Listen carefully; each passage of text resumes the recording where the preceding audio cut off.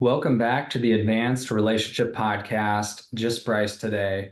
I want to talk about dating and specifically the experience of being ghosted by somebody else. If you like what Jenny and I are doing, make sure to subscribe, and you can also sign up for our newsletter, and I'll put the link in the description. So let's get started. The first thing I want to talk about is this experience that many people have in dating, which is that you're interested in people that are not as interested in you, and the people that are interested in you, you aren't interested in them. I get this from a lot of people that seek out help with their dating life. The first thing to understand about this is that we are always subconsciously ranking ourselves in comparison to the other person based on our values and what we care about. So take the example of going on a blind date with somebody and you find out that they live in their parents' basement and they don't have a job and they're not in school and they don't take very good care of their bodies and they play a lot of video games and they spend the majority of the date complaining about their life or the world or whatever. Odds are you're going to rank them somewhere below your standards. There may be some interesting parts about their personality or they might be a little bit funny, but for most people, they're going to say, no, I think I can do better than this. And it's not that they value the person any less as a person, it's just the way that they're living their life doesn't really align or support the life that you want to live. So therefore, you're probably not going to be as interested in this person. On the flip side, if you were to meet someone who you find very attractive and they have a really good job, they love their job, they have a good connection with their family and friends, they have a lot of hobbies, and they make you laugh, and they're very interesting and charming, you're going to be looking up at them as someone that you'd really want to partner with. And not that this is all of what you're thinking about in the moment, but there are these ways that we kind of suss out and rank each other in comparison with others. And there may even be ways that we get disillusioned by some things that we value and we forget about others. So for instance, someone might be really attractive, but their personality is kind of arrogant and mean and sarcastic, and we don't really like that. But because in our society, we're really taught, a lot of us are taught to really value looks and success, we might let that overshadow some of the relational components of what we're experiencing with them. But the reason I bring this up is that it's okay that we have this kind of ranking and positioning system in our minds around what we value and who we think we deserve. And that it's at the beginning usually based on a surface level amount of information. Because people are doing the same thing with us, right? They only see what they can see within a profile picture and a description, or what they can gather from meeting us on the first date. They don't really know all of us yet, but they're trying to make sense of what they can see and if we meet their standards and vice versa. And I'm a believer that you don't really get to know someone until you spend a significant amount of time with them. But the problem is when you're dating, you don't really have that luxury. You only have a profile, you have some text message conversations, and maybe you have a date or two. And after that, it's a common experience once you've started a text conversation or matched with them or even gone on a date or two that people just disappear. That is what ghosting is. It's essentially disappearing without saying where you're going or why you're going. And although as a blanket statement, I think ghosting is kind of immature and silly and disrespectful, it's also not illegal, and it's okay for someone to just stop responding to you. It's a boundary, it's clear, and there's not much you can do about it. But let's talk about what this means, how people sometimes misinterpret this, meaning they make up a story about it that might not be true, and how you can work with your own emotional experience and the situation when you've been ghosted. What I want to highlight first is that for the most part, if someone's ghosting you, what it means is they're not interested in you. And I know that you probably already know that intellectually, but it's easy to get into a fantasy that maybe they'll come back, or maybe they're just kind of busy, or you just have to get one more date with them for you to show them just how awesome you really are. It could be true that you end up going on another date with this person and they start to like you more and you continue on and start a relationship, but you just can't count on it. Because what I see people doing sometimes is they get so wrapped up into the idea of one person that they have blinders on and they forget that there's many other people out there and that it isn't really worth your time to stay in a fantasy about one person whom you really don't know much about yet. When I was dating, and now this has been 10 years ago when Tinder was the only app and I was doing online dating before I met Jenny, if someone missed a meetup or they couldn't meet up within a week, I practiced letting that person go. If I showed interest and they knew it, I said I wanted to meet up because I really didn't want to spend that much time having a text conversation and putting any time and energy in until we finally got to meet, because I think that's where I could really suss out if I like this person, is if we were in the same room together, feeling each other's energy, making eye contact, having that type of relationship. I didn't spend much time text dating or setting things up or waiting around for people. That was my strategy, and I think it really worked because I didn't find myself waiting for others to make time for me. If they couldn't meet up within a week or so, usually I just let that person go. And if they wanted to reach out later and set something up, they could, right? So I think one really important piece of dating advice that I want to give you is that you do have to practice letting go, because in doing that, you can continue to have fun with it and feel good about it. If you're getting attached and hooked in, and you're making up stories about yourself that might not be true, that like, oh, maybe you're not pretty enough, not handsome enough, not successful enough, not smart enough, those things don't feel good.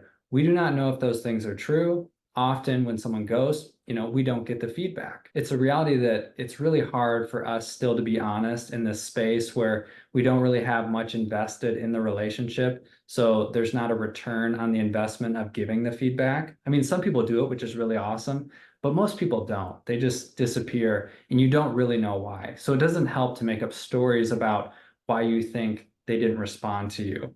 So the practice is to let go of those stories and to let go of people that aren't willing to show up with you in a reasonable time frame, and put in the work, and to keep it equal so that you're both sharing the load of trying to create a relationship with each other, even if it's at its very beginning stages. There are a lot of people that I talk to, and these are specifically people that are more anxiously attached, that feel like they're the ones that have to do all the work and really carry the load of making the dates happen and keeping the connection flowing and the conversation going. So if you're in this place, if you're the one who feels like you're doing more of the work, your job to feel better about this and to have it feel more equal is to lean back, get more into yourself, and understand the boundaries that you have around your time and attention. It can feel really exhausting to be giving tons of mental and emotional attention to someone that you don't really know that much about yet.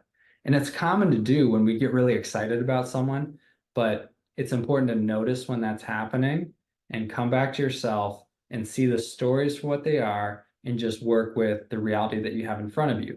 And again, if someone is not responding to you, that says a lot about their intentions. If they really wanted to continue meeting up with you, they would reach out. There are times when people are going through a lot of things in their life, but if that's the case and they really do like you, they're going to let you know that. They're going to say, hey, I got a lot going on right now, or I'm traveling, I'll be back this time, and I'd like to meet up again. If you're not getting any communication from them, that says a lot about their interest of you, and it also says a lot about how they may show up in the relationship if it were to continue.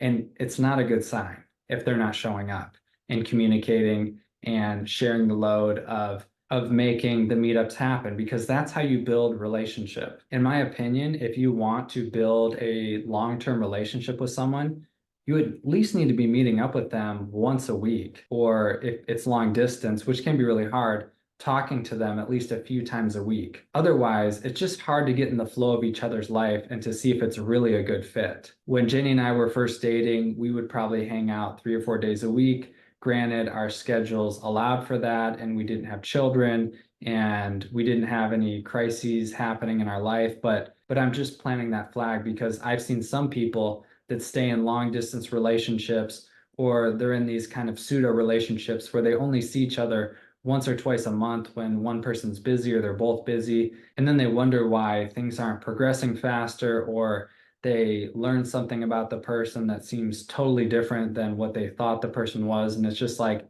yeah, that could be the case, because you have to spend a lot of time with someone and actually talk about the relationship that you want and explore each other's inner worlds and learn about each other's history and learn about what each other wants to really know if this is going to be a good fit or not. The second piece that I want to touch on in regards to ghosting and dating is specifically around men. I've worked with a lot of men and I'm a man myself, so I think I can speak to my general intuitions about what can happen with guys underneath the surface and some things that maybe women don't get about men. The first thing is that a lot of men grew up without having much intimate connection with anybody.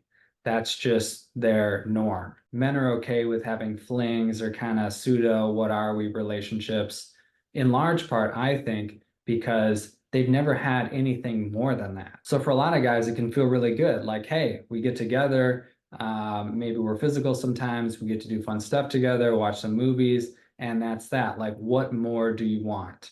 They're unaware that there is so much more to being in a long-term relationship than just that. And even if they have been in a long-term relationship, a lot of times leaving that is really painful, and it's easy to just go back into this like pseudo relationship space. This is a really unfortunate part about being a man in today's society, is that a lot of men just don't know what deep connection looks and feels like. And so when their partner or potential partner opens up and says, hey, I want more than this, it can feel like a threat. Like, you want me to do this thing or give you this thing that I don't even know what it is. And it just feels like you're telling me that I'm not doing enough. I've been there myself. Jenny was really the first woman who ever looked me in the eye and said, hey, I want more out of our relationship.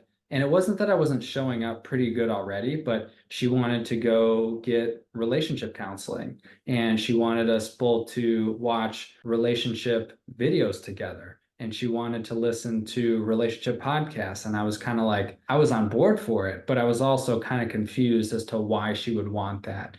And now looking back on it, almost 10 years later, I can see that like the more that we learned about relationship together, the more it taught us how to connect more deeply. But a lot of guys have never had that experience. So the story that they get, the way they translate, I want more, is, well, I'm not doing enough. Or even more specifically, I'm not enough. Whoever I am as a person is not enough. Why can't that be okay? And they can get angry and frustrated or shut down. And I know I'm kind of going off on a tangent here, but this is one of my specialties, so I figured I'd touch on it because I see this more often than not, that the one who's more anxious and kind of chasing is the woman in heterosexual relationships, and the one that's more avoidant is the man. And I think there's a lot of conditioning that has something to do with this, and I'm speaking to why that could be. So I could talk a lot more about this, but hopefully that's enough context. I want to move on to the third point about ghosting, which is how to deal with yourself and how to manage the situation when someone has just ghosted you. One thing I like to tell clients that I work with is that if someone ghosts you, instead of looking at it as a bad thing, I want you to look at it as a good thing. I want you to see the light side of it. Not that we can't pay attention to the dark and some of the things that maybe you can do differently, but the good part about it is they are giving you all the information that you need about this relationship. They are not interested, and that is a good thing. You don't want people that are flaky or not really interested in you showing just enough interest to keep you hooked in when they're not really available to show up and step up into the relationship. That is a good thing. So thank you. Thank you for being so clear about your intentions. You are not interested, and you get to move on to somebody else. Another thing that I like to talk to clients about is this idea of one up and one down.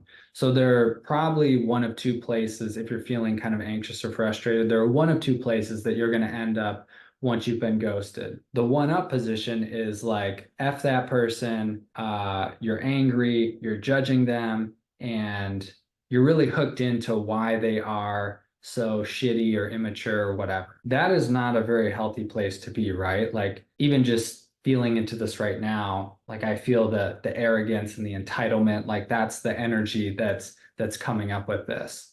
So looking down on everyone that ghosts you and just saying like, oh yeah, the pool of dating of it's just like a cesspool. I hear people say that sometimes. I'm like, what are you talking about? Like these are all just real people, right? Yeah, like I think as a general rule, our society isn't great at communicating, but it doesn't mean that everyone is just living in a cesspool and you're just like the only one above it looking down on it. Okay. So humble yourself. Not everyone sucks, but sometimes they just don't give the feedback maybe that you want. And there's probably ways that you do this yourself and other ways where you avoid giving honest feedback or you avoid a conflict or yeah, you just don't really show up in another area of your life. So if you're finding yourself looking down on others, my challenge would be to humble yourself and look at the turnaround, which is there might be ways that you also are annoyed by this because it's something that you do. And you don't have to beat yourself down over it, but it's just like a gentle humbling, right? So that can be helpful to do if you find yourself looking down on everyone else. On the other hand, if you find yourself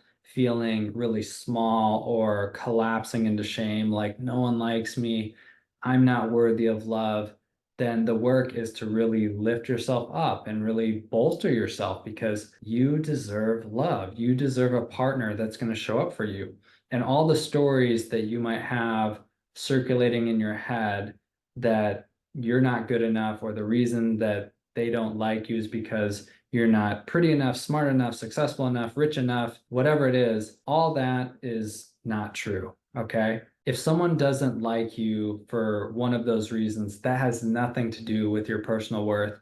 And you are a good person who deserves a good partner. And I really want to drill into this point because I find that often we can self-sabotage because if we don't feel like we're deserving of something, that can really suck our energy and we can act out in ways that further perpetuate the story that we're not enough. Take, for example, someone who has an unhealthy relationship with alcohol.